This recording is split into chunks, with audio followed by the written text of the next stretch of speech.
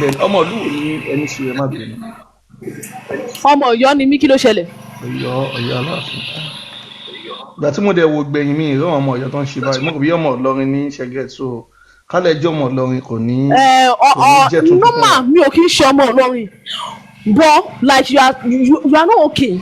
Àgbàlagbà dé ní yín like àgbàlagbà ara yín kẹ máa ṣe òṣì orí burúkú lórí pé kẹ lè ní láìkì kán lè bọ́ àpò fún yín bọ́ nǹkan fún yín ẹ máa bẹ̀rẹ̀ sí ẹlẹ́sìn jẹ́ sí ẹlẹ́bọ̀ ní ẹni ìwọ lórí burúkú alábọ̀dé ṣẹlẹ́bọ̀ ní ẹni. ẹ máa gbọ́ sista Ramat so ẹ máa gbọ́ kí lẹ fẹ́ ká ṣe ń sìn ẹ máa gbọ́ kí lẹ fẹ́ ká ṣe fún yín. ẹ má bà ẹ̀sìn ẹlẹ́sìn jẹ́ ẹ má bà ẹ̀sìn ẹlẹ́sìn jẹ́ ní títí yín focus on your own. ẹ ní sùúrù tá bá ti ṣe yẹn ṣé ó máa tẹ́ yín lọ́rùn. Yes, focus on your own. Ẹ má bẹ̀sẹ̀ lẹ́sìn yóò máa tẹ́ mi lọ́rùn. Nítorí ẹ̀ máa fi fìgbésí ayé ẹ̀ lẹ̀ torí wo lórí burúkú èèyàn yẹn. ẹ ní sùúrù sista Ramat so ẹ jẹ́ ká ṣe báyìí. Torí gbogbo ọ̀rọ̀ tó ń sọ nísìnyí àwọn òròkó ti fi gbà yìí lójú ara rẹ ni. Òròkó ti fi gbà yìí lójú ara rẹ ni. Ọmọ yékeré ni mí o, mọ̀ mọ̀ kan tí mò ń try láti máa sọ. Ọmọ yékeré ni mí mo mọ̀ ọmọ yékeré ni mí. Bọ̀ àgbàlagbà tó bá wọ̀rọ̀ rẹ̀ lẹ́ẹ̀jẹ̀ ká wọlé.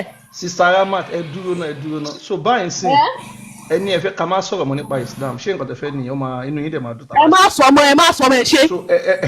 so ẹ máa wá ṣe a máa wá rán yín iṣẹ́ kan ṣe máa lọ bá gbogbo àwọn àfa pé kó máa sọ̀rọ̀ nípa Islam nìkan kó máa sọ̀rọ̀ nípa ilẹ̀ Yorùbá ṣe lè jíṣẹ́ yẹn.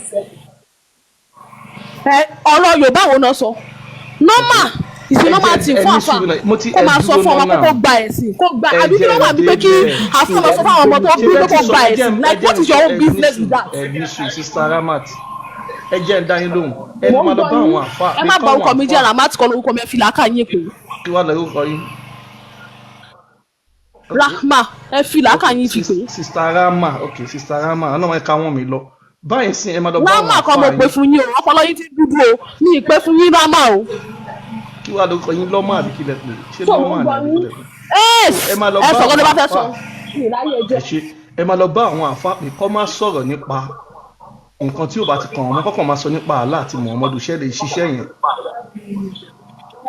ọ máa sọ ọ̀rọ̀ wo ṣé wọ́n ti takò ẹ̀sìn ẹ̀rí ni nǹkan tí mo fẹ́ bí ẹ̀nẹ̀ ṣé wọ́n ti takò ẹ̀sìn ẹ̀rí ni ẹ̀sìn wo ni wọ́n wọ́n fún àyẹ̀ gan sí ṣẹlẹ̀ bọ̀ ni ẹ̀ nǹkan tí mo bí ẹ̀nẹ̀ látàrọ̀ ṣẹlẹ̀ bọ̀ ni ẹ sọ fún mi.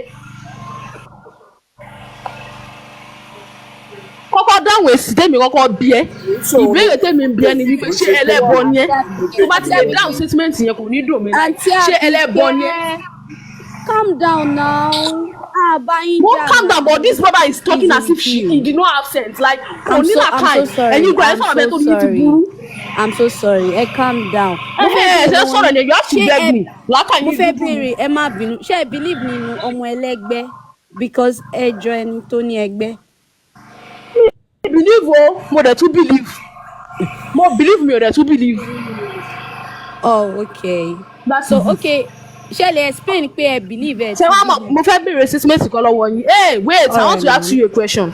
Are you a Christian or a ritualist? I just want to ask you. Ìyá mi kẹ́ tó bá wọn sọ̀rọ̀ ẹ ṣe pé ẹ ti gòkè ṣe rí pé ààbò yín ẹ calm down nísìnyí ẹ ti sọ ilé ìtẹ́ ti sọ adẹ̀ ti gbà bẹ́ẹ̀ please tá a bá ti bu yín ẹ má bu wa a lè ṣí bíbá ẹ̀kẹ́ ọkàn wa gòkè kí wọ́n máa wọ̀rọ̀ sí wa la dúpẹ́ ẹ̀jọ́ mo bẹ̀ yín. Èmi náà wọ̀rọ̀ sí la àtẹ̀yìn náà bá lò lákàn yín tó bá ti lò lákàn yín mi ní wọ̀rọ̀ sí la bọ̀ ẹ sọ pọ̀rọ̀ yín kalẹ̀ tẹ bá sọ kalẹ̀ mi kọ́ máa sọ kalẹ̀ tẹ̀lé yín. kẹ́ni máa lọ ẹni bí sùúrù ẹbí gbẹ fẹ́ nílẹ̀ ẹ bá wọn sọ̀rọ̀ lọ́gọ́dẹ̀ kọ́ mi ti fún. Ìyá mi ṣé Muslim ni. Ramat lórúkọ mi mo ti already sọ síwájú tẹ́lẹ̀ kí ló ṣẹlẹ̀. Ṣé ẹ lè sọ fún wa pàtàkì obìnrin nínú ẹ̀sìn Islam? I'm just asking respectfully. Why are you asking me that? Yeah, because I need to know. I'm literally in search. I want to revert to being a Muslim. Okay, so I'm also here to know more about this thing. You want to be a Muslim, but you are terminating the religion. No. You can see I'm not even saying anything against it. I'm talking to you right now. You are saying like something a normal human like you are being. saying a lot against it. Did you hear me say something? Oh, you don't need You to never say. heard me say Okay, calm down. I am not even having any issues with you right now. I am trying to come back to Islam, okay? And I need, like, I can sense the pain of the way you're like yelling and everything. So I just needed you to help me. Like, what are the importance of a woman in Islam? Because in our tradition, they don't take women serious. So if you could tell me, probably I could revert back to being a Muslim. Don't ask me that stupid question again. That is not a stupid question. If you have another thing to ask me, I will answer you. Is this you on this picture? No. Who's that? You don't need to ask me. Yeah, I feel like she's going through something. ẹranko ni ẹ wait ọkùnrin tó sọ̀rọ̀ nísìn òpònú ọkùnrin tó sọ̀rọ̀ nísìn ṣé ìyá jẹ àwọn ẹbí ẹ ni wọn ò rówó jẹun nílé wọn ni mo sọ pé ìyẹn bí o pa mí náà mo lè bú ẹ tí wọ́n rí burúkú yẹn ni mo lè bú ẹ. Can you calm down? ẹ kí wọ́n ní stupid boy yẹn sọ fún mi pé ṣé ebi ń pa mí ṣé olórí burúkú yẹn ni. You are a fine girl. I can see your profile. I can see how good looking you are. You have to be a soft woman. Thank you. Okay, be a feminine. Stop acting like masculine, okay? So right now, you just have to be soft, talking to us. I'm talking to you like a feminine, a soft feminine, not a masculine energy. So you should talk to me calmly, not the way you're talking. Tibafe Bainja, I would have yelled as well, but I'm being soft right now. Because it's not good for your mental health. You have to start... calm down. Oh yeah, mo gbọ́ mi. Mi ò wá sí ìbára tí wàá bá yín jà o. But nǹkan tí mo ń béèrè tí dá mi lóhùn. Calm down. Nǹkan tí mo ń béèrè tí dá mi lóhùn. lọ́wọ́ yín now. Can't you just help me? So okay, you said èmi mo kọ́kọ́ béèrè ọ̀rọ̀ kó tó béèrè ọ̀rọ̀ lọ́wọ́ mi now. Èmi mo kọ́kọ́ béèrè ọ̀rọ̀ lọ́wọ́ ẹ̀. I said I am oníṣẹ̀ṣe, but I don't see the importance of a woman in ìṣẹ̀ṣe, so I need you to help me. If there is importance of a woman in Islam, probably I can revert back. That's what I'm asking. You can actually help Allah to bring me back to Islam. Calm down. Okay.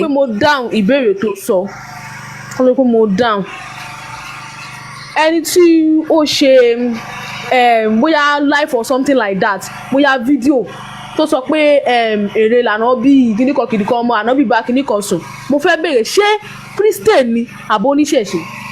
Wọn kì í ṣe anything. Muslim ni wá, ẹ jẹ́ ká ṣàlàyé fún Muslim ni wá. Okay. So did you understand? Okay, Muslim ni yín. Okay, Muslim ni yín.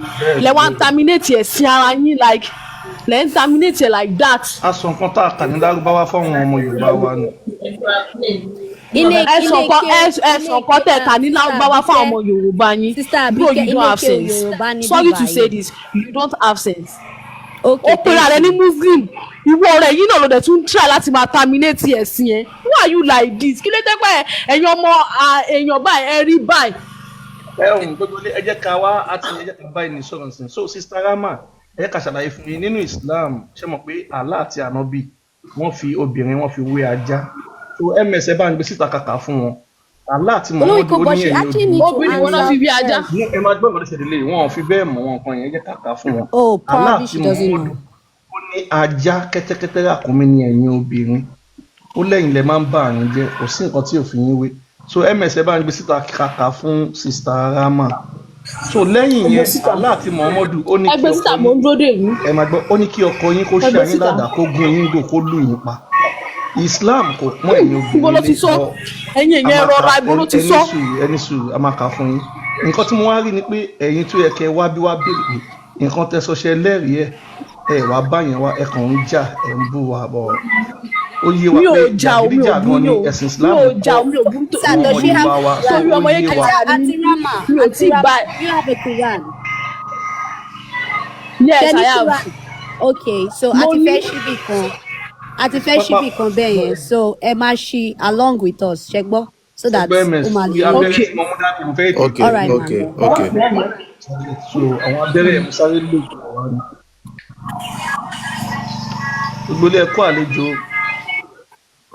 Mo ń gbọ́ yín. Mo ń kí gbogbo ilé ẹ̀kọ́ àlejò. Ọ àtàbò gbogbo ilé ẹ̀jẹ̀. Upper top. Tó tó dé ẹ jẹ́ kí píkì. ẹgbórin tí ń kun ẹ ó kíkì jẹnẹrétọ̀ kalẹ̀ ó dẹ̀ ń wéṣẹ̀ owó Ṣé sísá wa yẹn rí àbí? wá fi rán aṣọ tó Akọ̀bí wọ́n dẹ̀ rẹwà o. Wọ́n rẹwà o. Mo tẹ̀rù bí ẹni tó ń sọ̀rọ̀ máa wà nínú ẹ̀kú. Lady ni wọ́n.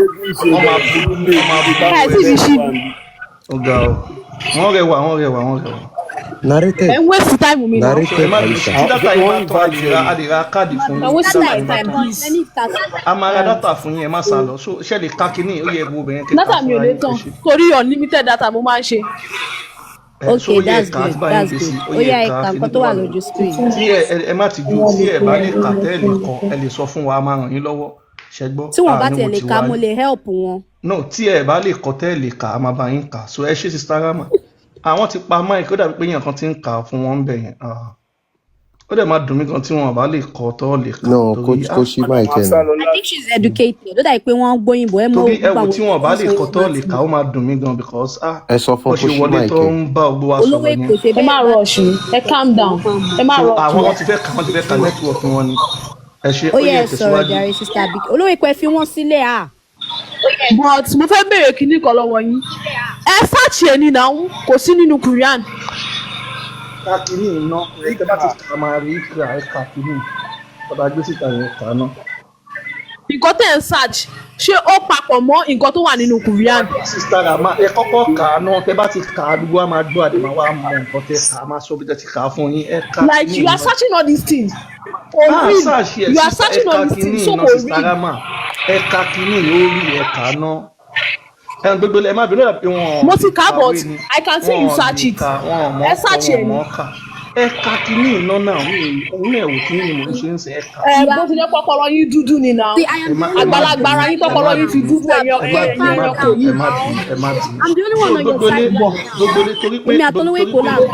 gbogbo torí pé wọn ò mọ̀ ọkọ wọn ò mọ̀ ká wọn wá fẹ́ sọ dìjà ẹ má bínú gbogbo lé mo bẹ̀ yín ẹ má bínú tó bá bú yín ẹ má bínú ṣé má kàn sí àbí. ọpọlọ yín dúdú bro olówó èkó àbí something like that olówó onúùlú ẹ nǹkan tó kà sí ibẹ̀ mo ti kà á mo dẹ̀ ti kọ́ mo dẹ̀ ti kà á like I have already read it níbo ló ti jáde nínú Quran pé ẹranko ni ọkùnrin obìnrin donkey níbo ló ti jáde. ó yẹ jẹ́ ká kà á máa sọ fún yín ms ẹ like bá wọn. stupid people yìí wọ́n dẹ̀ terminate like. ẹ ní sùúrù náà ms ẹ kà á jẹ́ àkà ó yá. ẹ kó àlejò eré o. ojúlé ẹ kó àlejò ó yá ẹ kà Sọ̀rọ̀ ms. Buhari 511. you are welcome. ìtàdí fẹ́ kà ní sọ yìí Buhari 511 ó yẹ jẹ́ a lọ. Narrated Aisha. Aisha ń ṣàlàyé pé. The things which annulled the prayers were mentioned before. Aisha ní àwọn nǹkan tó ń ba ìrun jẹ́ wọ́n kà fún òun. They said Wọ́n wí pé. the prayer is annulled by a dog, a Ṣẹ́gun wọ́n ní donkey, ajá ló máa ń ba ìrun jẹ́ kẹ́tẹ́kẹ́tẹ́. a donkey and a woman Àti obìnrin wọ́n ní nǹkan tó ń ba ìrun jẹ́ nìyẹn if nǹkan they mẹ́ta yẹn. pass in front of the praying people. Wọ́n ní tí wọ́n bá ti gba ibi tí wọ́n ti ń kírun kọjá Allah àtàwọn bí Aisha wọ́n wé said, ajá. Aisha wá wí pé. You have made us we women dogs. Aisha wá ń jà fún àwọn obìnrin pé wọ Muhammadu àtàlà ẹ ti sọ àwa obìnrin àti gbogbo obìnrin ti sọ wọn di ajá. I Yìí ò saw dáa. the prophet praying while I used to Aisha wá lie ní tóun bá on ti my rí bed tí Muhammadu ń kírun tóun bá wà lórí between ibùsùn him and the Qibla. tó bá wà láàrin Whenever kíbla I àtàwọn. was in need of something, I would Ó ní slip tóun bá away. nílò nǹkan ó lóun máa yọ kọjá. I would slip away for Ó lóun I máa yọ kọjá. disliked to face him. Ó ní torí òun kórìíra láti kọjú sí Allah àti Muhammadu. Ṣé ẹ rí pé obìnrin nínú Islam ajá ni wọ́n pè wọ́n. So ms ẹ wá gbé Quran jáde again níbi tí Allah ti ní kí ọkọ lùyàwó ẹ̀ pa. Sister Abike wọ́n lè má ti rí àwọn ọlọ́mọ kà yẹn fúnra wọn ẹgbẹ́ jáde. Ibi tá Allah ti ní kí ọkọ ṣáyàwó ẹ̀ pa kó gun yẹn lè tó má jẹ́ kí jọ wọ́n kà. lójú Muhammadu ti ń tẹ̀lé gangan ẹ̀ bá já kabi tí Muhammadu ti bá òkú sùn fún. A máa débẹ̀ fún wọn pọ̀ ẹ jẹ́ ká kọ́kọ́ níbi ọkọ wọn ṣe ní kọ̀ọ̀kan wọn lù wọ́n pa torí tí wọ́n bá gbérù ìwà ìdílé ọkọ àkọ́bí tó bá gbérù ìwà ìdílé ọkọ wọn tó bá fẹ́ Muslim àbáfà àbí sheik ìyẹn máa ṣá wọn ládàá. ti bọ́ọ̀kù sọ ẹ̀yẹ ẹranko yìí níbo ni A wọ́n máa ti kà bọ́ọ̀kù. fún Àbíkẹ́ a máa kà orin tó fún padà gbá ń bìbà yìí ni pé So, ẹ̀wọ̀n, ewúrẹ́ ìyá bá Àbíkẹ́- sì ń lè ya ó di Àjẹgbà. dandan kó So, jọrẹ́. so Sister Abike ó yẹ ẹ̀ka wọn ti bá ń gbé Quran síta ẹ̀ka Quran yẹn ẹ orin ṣe tó jẹ́ kí gbé pa lọ wọ́n yìí. láti bí nìyẹn. Ó yẹ ẹ̀ka Quran yẹn ẹ ṣe. ẹ kíra máa kà no kò gbọ́dọ̀ jẹ́ bẹ́ẹ̀ o ó dàbí wọn ò lè ta ní tó bá yẹ pé ibi tẹ́ pé wọn ò lè ta tẹ̀ kò gbọ́dọ̀ jẹ́ bẹ́ẹ̀ wọ́n lè ibi ta dáná bíi ti bọ́ tó ti bọ́ kù sùn yẹn bàbá gbé jáde lálẹ́ gbogbo yín lẹ́ máa ṣàgbákò. ka kùránì náà ẹ kọ́kọ́ ka kùránì ilé náà máa gbé yẹn náà jáde ẹ ka kùránì yìí nù. ó ti mọ bí tí ó gbé. no akànbí no wọ́n ti ń kà because kàn yẹn Allah kápá has máì wọ́n made ti ń one kà of wọ́n ti ń them kà.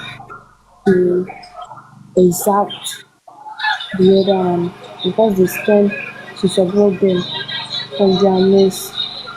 Therefore, the religious human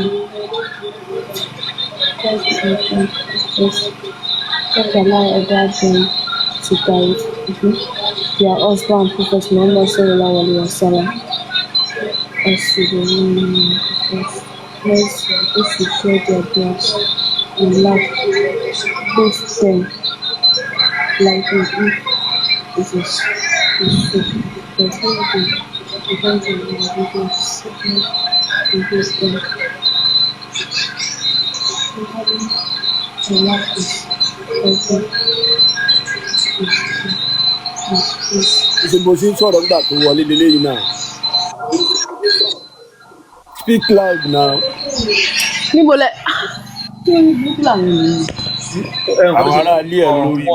like níbo lẹ tí wọ́n ń wú gbogbo àwọn kíní rádaràda yìí like níbo lẹ tí wọ́n ń wú. ẹ mọ̀ kọ́ tó ṣẹlẹ̀ sista rama àwọn bí kẹran ní gbogbo yín ní níbo lẹ tí wọ́n ń wú àwọn. nǹkan tẹ ka kí ni kùránì yẹn sọ ẹ sọ síta gbogbo wa fẹ́ gbọ́ yín speak louder àwọn ọmọ Yorùbá fẹ́ gbọ́ yín ẹ gbóhùn sókè kí lẹ kà ń bẹ̀ yẹn torí ẹ̀kan ráàpù ni mí ìmúra tẹ́ dídá green ẹ wá ń sọ ọmọ Yorùbá ni mí mo lè fi yín sí fc tó bá rún mi àyè ìbò níbo ẹ̀kan ráàpù ni kí lẹ kà ń bíbá yẹn sìn àgbọ̀ yín kí lẹ kà ń bẹ̀ yẹn ẹ̀ ń bù wá ń sin ohun yín lọ sókè tátátátátá kí lẹ kà ń bíbá yẹn sìn àbí akànbíṣẹ́ gbọ́ wọn ni.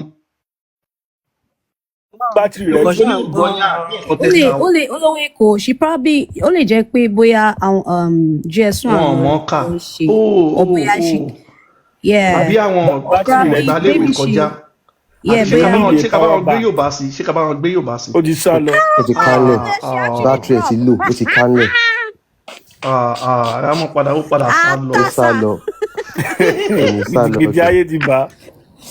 ẹ̀gbọ́n tó sọ pé ibùdó tí ń gbé kínní ìjáde ibùdó tí ń gbé kínní ìjáde kò ní sá lọ kẹ̀. kúránì yẹn ó ṣọ́ọ̀kì wúrọ̀. Okay. Ó wò pé àkọ́bí kí lè ẹ̀ka ìfúnni tí mọ̀mọ́dé ti bókù sùn ẹ̀yin náà ẹ wo ó sísítà dá olówó èkó no ẹ wo sísítà wa yìí bí wọ́n ṣe rẹwà tó àkànbí gan ló burú jù. wọ́n dẹ̀ ń já Olórí wọ́n dẹ̀ ń ṣe burúkú ni. gbogbo ẹ̀.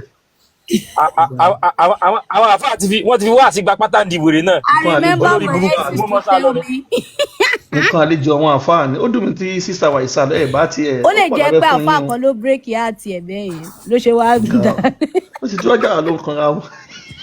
àtàṣà. olówó èkó ẹ ti para yín jẹ lọ́wọ́ rámátà. ìyẹn ní sìn fúfú ló máa ta ọ àbí gàrí àtẹjà. sincerely àwọn Irọ́ pípì ni. yóò mọ nǹkan tó wà nù Yóò kúrẹ́. máa pọ́n kọ. Yóò máa pọ́n kọ. Àbí ó máa tóbi. ó dà pé ìyàwó àfáàní Yóò máa pọ́n ràtà. ìyàwó àfáàní sísítà wa yẹn láì ẹ káàbọ̀ ẹ ò jà tó ń bá wa jà wọ́n ṣe ń ṣe pé èrò ẹ káàbọ̀ o. èrò àbíkẹ́ wọn ni àbíkẹ́ terminator. Mo kí ògbélé ojú òní tiwa. Mo kí ògbélé ojú òní tiwa. ẹ káàbọ̀ sà. káàbọ̀ ìbàbọ̀ ẹ káàbọ̀. ẹ ti ná àlejò sálẹ̀ o bàbá Flo. bàbá 400 level 400 level lílé wa 400 level lílé wa bàbá Flo ẹ ṣá ẹ lè sùn mọ́. graduate tí ó dáadáa kọ́ lẹwà wá ẹ káàbọ̀. graduate kan ti wá tó jẹ́ ọ̀rẹ́ front flow nìyẹn náà jẹ́ ìyẹn náà kánlẹ̀ ni so 400 level lélẹ́yìí tó dé yìí ẹ káàbọ̀ o. ok bàbá Flo ẹ káàbọ̀ ẹ tan máìkì yín. bring it on sẹ̀mú àbẹ́bà. Ẹ káalẹ́. ẹ káàbọ̀. Mo gbọ́dọ̀ pé 400 level. Mo ti sọ fún yín already tẹ́ pé ìkejì mi ló wà 400 level kìí ṣe mi. ok ṣé ẹ dúró ṣé àkáǹtì yín yìí ìkejì yín la fi bá sọ̀rọ̀ ńjọ́ yẹn. Group account ní MS. Ẹ mọ̀ pé àwa méjì là ń Ilé sọ̀rọ̀ kéwú ni wọ́n wà. ok ó ti yé mi ó ti yé mi ó ti yé mi so ẹ̀yin lẹ wá ní ọ̀sán yẹn náà àbí. ọ̀sán o ṣe ń rọ̀lẹ́ yìí. èèyàn kan ti wá ní ìrọ̀lẹ́ yìí tẹ́lẹ̀. Èmi lè yí tí mo wá wọn.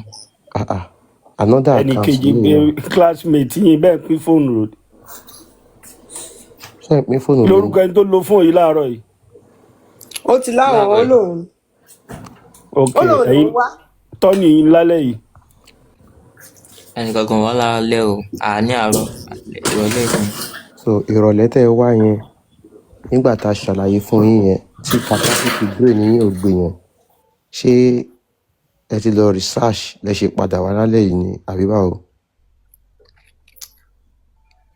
kò sí gbé ní ẹ̀yin lẹ já mi àjọ sọ̀rọ̀ náà ni èso ìgbà tọ́rọ̀ sì ti dùn. Capacity brain yín kò gbé discussion yẹn torí pé a ti sọ fún yín wípé àwọn òjíṣẹ́ ti tẹ́lẹ̀ pé wọn kì í ṣe mùsùlùmí pé Judaism ibẹ̀ ni wọ́n ti copy ẹ̀ sí Christianity. ẹ ṣe sùúrù ẹ tún ti bẹ̀rẹ̀ tẹ́ ẹ bá ti gba tá a bá ti kọ yín tẹ́ ẹ bá dẹ̀ ti gbà láti learn a máa drop yín ni ṣe get common sense ní kínní. Àwọn kan ti wá síwájú àwọn kan àwọn tó dẹ̀ ọkọ̀ wá yẹn wọn kì í ṣe mùsùlùmí àfi tẹ́ ẹ bá sọ fún wa pé ọ̀tọ̀ ni Adam àti Abraham àti Jesus tó wà nínú Judaism àti Christian ọ̀tọ̀ ni tọ̀dọ̀ tí yín tó wà nínú Islam is another thing but tó bá jẹ́ pé ìkan náà ni then wọn kì í ṣe mùsùlùmí náà. Ṣó ti yé yín? So copy and paste ni Mr. Fundflow ẹ lọ small tó bá bí à ń torí pé lè kéwú lẹ wà ó máa make sense kẹ́ tètè yà lọ kọ́ṣẹ́ o. Islam ti cast o. yes sir. Forget fast ládẹ ń sọ fún yín bì yes torí sir. tí ẹ bá kọ́ṣẹ́ tẹ́ bá lọ jókòó ti Islam yìí àfàìmọ̀ kẹ́ má jalè o tẹ́ bá dẹ̀ padà jalè wọ́n á mú yín o. a ní ní part 2. fati mo sọ fún yín yẹn o Islam ti cast o ẹ kàn lọ ń ṣe ẹ lọ ń kéwú yẹn ẹ kàn ń fàkókò yín ṣòfò ni o. A ti sọ òdodo fún yín báyìí gbogbo àwọn ọmọ Yorùbá gbogbo nǹkan tá à ń sọ yìí bẹ́ẹ̀ rí bá ṣe ń sọ yìí gbogbo ilẹ̀ Yorùbá náà ti ń gbọ́ wa o ẹ má lọ rò pé bóyá gbogbo àwọn tí ó gbà lénìí wọ́n máa gbà lọ́la o torí pé kò sí bẹ́ẹ̀ ṣe fẹ́ dáwọ́ bọ òdodo ó ti yé yín òdodo là ń sọ fún yín o gbogbo àwọn tó wà nù kínní yẹn wọn kì í ṣe mùsùlùmí Muhammadu ni mùsùlùmí yes sir. Muhammadu ni mùsùlùmí àkọ́kọ́ so Muhammadu bẹ́ẹ̀ jẹ́ mùsùlùmí ó ṣe pé kí n jẹ́ kó sọ̀rọ̀ àbí. Ọ̀dà wọ́n ní kẹ́ ẹ sọ̀rọ̀ ẹ gbóhùn sókè. no gbogbo bí tí ẹ ń yà sí òun ẹ má yà lọ bẹ́ẹ̀ sọ ọ̀rọ̀ tọ́pìkì gẹ́gẹ́. Ọ̀rọ̀ tọ́pìkì gangan ní pé ṣìgìdì ní Allah. a rí nínú àdìsí kan àánú Quran àti àdìsí kan pé Muhammadu bókú sùn so adẹ̀rí pẹ́ ń tẹ̀lé so make sense. ẹ bá gbé kí ẹ máa jáde. tẹ̀lé ẹni tó bókú ọ̀run sùn. ẹ má bínú bàbá mi Àkànbí kẹ́ tó wọnú àdìt mo kàn fẹ́ sáré bá Mr. Fundflow sọ kò sí mo ṣe rí pé wọ́n jẹ́ ọmọ iléèwé yẹn. eléyìí ò ní gbọ́ ẹgbọ́n nǹkan tẹ́lẹ̀ tó ti bá sọ. mo mi ò bá wọn drag nǹkan like. mi ò ṣe ní gbọ́ màá gbọ́ náà. nǹkan tí mo kàn fẹ́ bá yín sọ since ẹ jẹ́ student cause àwọn gangan ni wọ́n. mi ò ṣe student o. wọ́n ṣe pàtàkì jù. like mi ò ṣe you are student o. okay ẹ jẹ́ ń lò bẹ́ẹ̀ pé ẹ ṣì young ṣe ti gé ẹ ṣì young so ṣé ẹ ti fìgbà kan rò ó rí pé kí ló dé tó yẹ pé àwọn kan kúrò ní ilẹ̀ wọn wọ́n wá sórí ilẹ̀ mi wọ́n sọ pé ilẹ̀ wa ò dáa ilẹ̀ wọn ni ilẹ̀ mímọ́ ṣé ti fìgbà kan rò rí pé why tilẹ̀ tèmi ò jẹ́lẹ̀ mímọ́ ṣé ti fìgbà kan rò rí àbẹ̀ ẹ̀ tí ríro.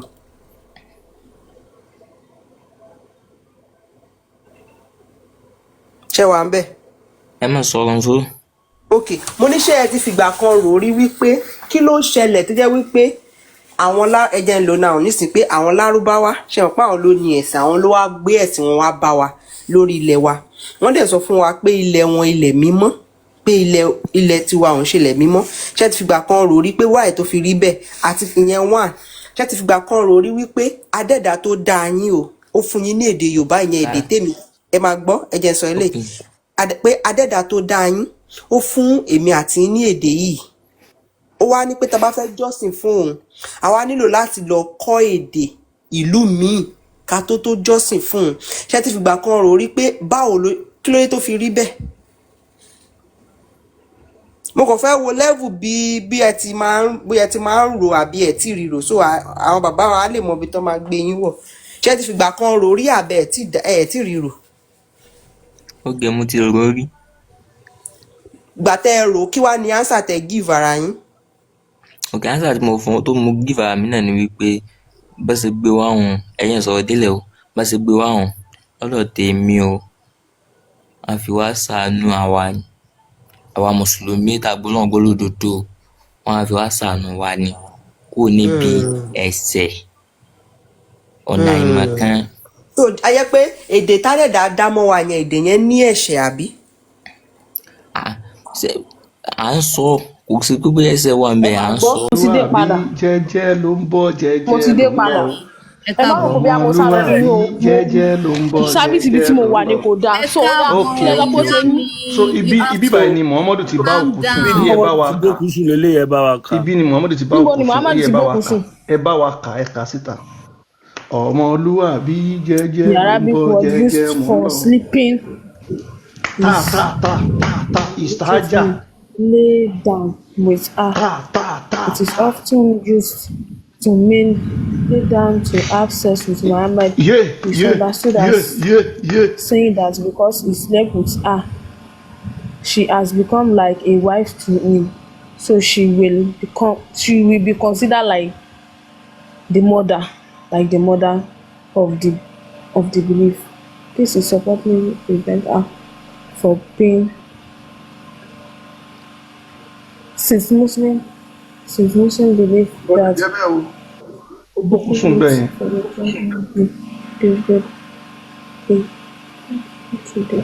DJ bring it back gbọ́yìn dáadáa bring it bẹ̀yẹn padà. ó yá níbo ṣé ó sọ pé ó bọ́kù sùn ó sọ pé ó bọ́kù sùn. ẹ tú yóò bá nǹkan tẹ ká yẹn yóò rí báyìí. ẹ tú yóò bá yẹn ó yẹ tú yóò bá yẹn ẹ tú yóò bá yẹn ẹ tú. Muhammadu absent. Sex yóò bá yẹn fún wa ẹ tú yóò bá yẹn fún wa. ṣé have sex ilé ṣe ká bá yín ká bá yín ẹ má rush mi. kò ká látòkè.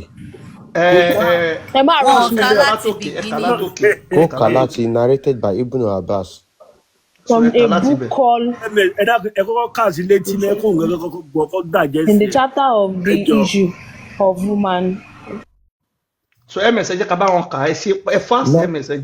Narrated by Ibn Abbas. Ibn Abbas ń ṣàlàyé pé. Muhammad put on her my chest. ẹ má mú tu wọn sísá Àbíkẹ́ ẹ kàn jẹ́ ká ẹni sùúrù náà sísá Àbíkẹ́ ẹni sùúrù. So message pápá sísá rẹ. Muhammad put on her my chest. Muhammadu sì bọ́ṣọ rẹ̀ ó sì wọ̀ fún òkú náà. That she may wear the clothes of heaven. A lè wọṣọ náà gẹ́gẹ́ bí aṣọ àlùjọ náà. And I slept with her in her coffin. Muhammadu sì kó ìbásùn fún òkú yẹn pàpà súpé nínú ìsà òkú dọ́gì banana cowgirl reverse Muhammadu fún ta. That I may lessen the pressure of the grave. Muhammadu lóhùn á lè bá dẹ ìyanu ìsà òkú. She was the best of Allah's creatures to me after Abu Talib. Muhammadu ní lẹ́yìn Abu Talib ó ní obìnrin yìí ló tún dáa jù. The prophet was referring to Fatima, the mother of Ali. Muhammadu ń bá òkú tó ti kú ìyá Àlì tó bá sùn. The Arabic word used here for slept is istaja. Èdè Lárúbáwá fún pàpà súpé tàtàtà ní istaja. And literally means lay down with her. Muhammadu ó túmọ̀ sí pé bá sùn pàpà súpé. It is often used to mean lay down to have sex. Kí ọkùnrin bá ìbálòpọ̀ fún obìnrin cowgirl banana dọ́gì yọ̀dí móríwá mẹ́yìnwá. Muhammad is understood as saying that because he slept with her, she has become like a wife to him. Muhammadu ní bóun ṣe ti bá òkú yìí sùn òkú ti di ìyàwó fún un. So she will be considered like the mother of the believers. Ó ló ti di ìyá àwọn Muslim ìyá àwọn Rama báyìí bóun ṣe ti bá sùn. This will supposedly prevent her from being tormented in the grave. Muhammadu ní bóun ṣe ti bá sùn ó ti bá jẹ́ ìyá. Since Muslims believe that as people wait for judgment day, they will be tormented. To reduce the pressure here means that the torment láti bá dé ìyá ìsànú òkú pé ìyá yẹn ò ní pọ̀ bí Muhammadu ṣe ti bá sùn. So ẹ lè wá ka tí yín báyìí jẹ́ ká dákẹ́ ẹ ṣe Sister Rama. Because it's now like the mother of the believers. Ìbéèrè tèmi fẹ́ béèrè kó tó já ẹni tó bòkú sùn tó yẹ lẹ́ni tí yẹn bọ̀ lọ máa tẹ̀lé èèyàn tó bòkú sùn so yẹ lẹ́ni à ń jírí ẹni à ń jí kò. ẹ ló fi bọ́ọ̀kù sùn sójoojú ẹ ló fi bọ́ọ̀kù sí wẹ́. síbẹ̀ òun náà kọ sí bíbá ibi ìwé lẹ́yìn mùsùlùmí bìlífù inú ìwé yín láti kà náà. ìsojú ẹ ló fi bọ́ọ̀kù sùn àbí. ibi ìwé ló ronú fẹ́yìn inú ìwé yín náà láti kà ẹ̀yin tí ìwé ronú fún. jẹ́ ká fún wọn lẹ̀ Sister Rama ẹjọ́ ṣe so máa so tàbí nígbà olówó èkó ẹja tún kábi tí Muhammadu ti jalè àkọ́ntínú ẹjẹ́ kọ́ ká fúnra sí wọn ọmọlúwàbí. wọ́n máa lọ sọ́ńtà fáwọn èèyàn pààrọ̀ mọ́ wọn Sister Rama ó yẹ ẹ̀ka tí yín ká gbọ́ látẹnu ẹ ṣe ìyá wa. wàhálà yín gan-an ẹ má pa kíní mi mọ́ o. ó tún níbi tí Muhammadu ti ẹ má jalè pa tó já máìkì sí wọn ìjọ mọdúrétọ̀ ìsọjú rẹ ló fi bókun sí ìwọ òpònú yìí. ẹ̀ka Sister Rama ẹ̀ka. Ikra. ẹ lọ pé kí n kà iṣẹ́ ìsọjú yìí ló fi bókun sùn ìkọ́ tẹ̀ rí tẹ̀ gbọ́ tẹ̀ kọ́ fáàmù kúrò. wọ́n ní pé wọ́n lẹ́ẹ̀lì kọ́ ayi mo ka is a lie ó yẹ ẹ̀ka síta náà kílẹ̀ ka. Assalamualaikum àti Àbíkẹ́. so wàá bẹ́ẹ̀ tá la fi gbé sẹ́nà Muhammadu. alẹ́ ní tó ń tẹ̀lé òyìn ẹni tó ń tẹ̀lé òyìn láwùjọ. ẹ̀rọ tí mo rí wọ́n náà wọ́n kà bọ̀ wọ́n ká kíní yẹn o mo ṣú ọ torí tí wọ́n bá kà wọ́n máa rí àbí wọ́n lè ka ní ms. ó lè kàn kọ́ṣẹ́ yín pé ẹ̀wọ̀n pé òkú yẹn ó ti dìyà àwọn mùsùlùmí. mo mọ̀ òun náà mi sọ pé ó ti dìyà àwọn Sister Rama. ó ti kánlẹ̀ ó ti kánlẹ̀. ó ti kánlẹ̀ ó ti sáré lọ ó ti máa já padà. ta ló lọ́hùn. mo wà pẹ̀lú yín gbólé mo ń gbọ́ yín.